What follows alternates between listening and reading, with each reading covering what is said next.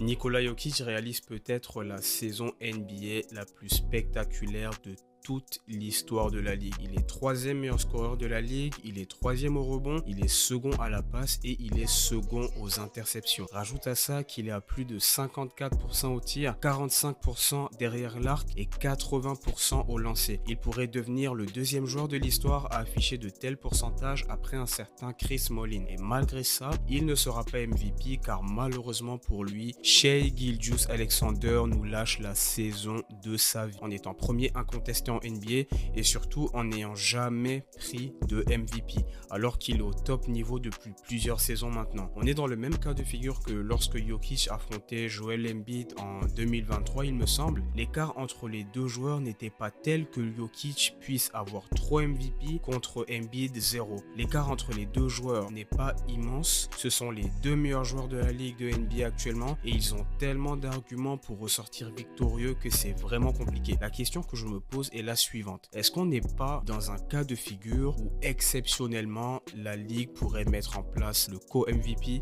Dites-moi ça en commentaire.